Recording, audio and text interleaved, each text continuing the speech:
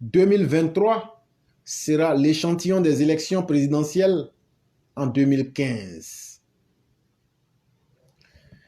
Est-il encore nécessaire de s'étonner des mauvaises pratiques de l'opposition ivoirienne?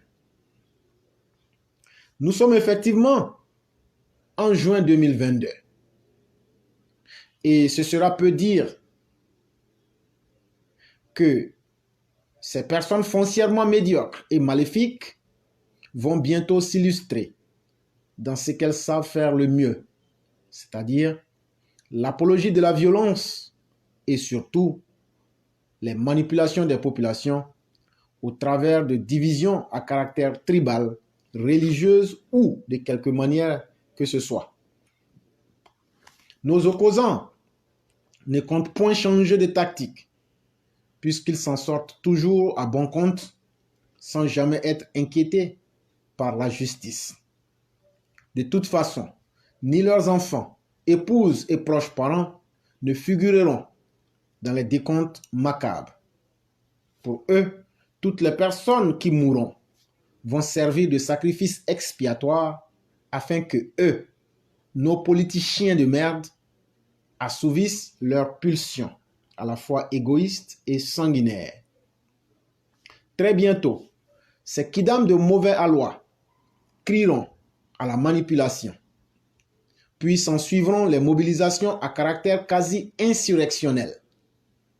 Des brigands et autres caïds de la nation seront loués pour massacrer injustement ceux qui ne sont pas d'avis avec ses opposants.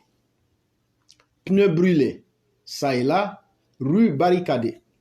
Ensuite viendra le côté palpitant, où chacun spéculera sur le nombre des humains massacrés. Vu que c'est leur souhait, nos opposants feront tout pour donner des chiffres apocalyptiques afin de salir l'image du pouvoir devant la communauté dite internationale. En vérité, les jours à venir s'annoncent difficiles, quelle que soit la bonne foi des tenants du pouvoir. L'habitude, c'est qu'il faut toujours des morts et des drames en période électorale pour que le monde entier sache que chez nous, ici, c'est la chèvre qui dévore le tigre. Pendant ce temps, en complicité avec des pseudo-organisations de droits humains, on forcera le lion, entre parenthèses, le roi en place, à manger du maïs, son totem. Comment cela se peut? Mais la tâche nauséabonde de nos apprentis lucifériens ne s'arrêtera pas après les élections de 2023. Dans des localités où ils seront élus, instructions leur seront données par leurs différents chefs de parti de détruire les registres de naissance afin de compliquer le travail aux citoyens soupçonnés d'être favorables au RHDP. Et donc, sur la base des patronymes, beaucoup de noms disparaîtront. Beaucoup de registres de naissance disparaîtront ou connaîtront des pages complètement manquantes.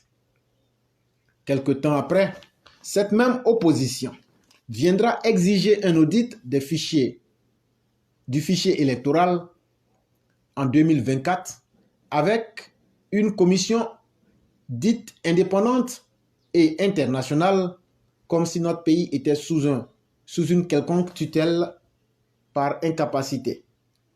Au regard de tout ce qui précède, il sera primordial pour le RHDP d'anticiper sur les événements. Seule la proactivité permettra de neutraliser tous les plans lugubres de cette bande de malfaiteurs sans projet de vie qui n'aspirent qu'à être à la tête du pays pour se la couler douce et faire la fanfaronnade.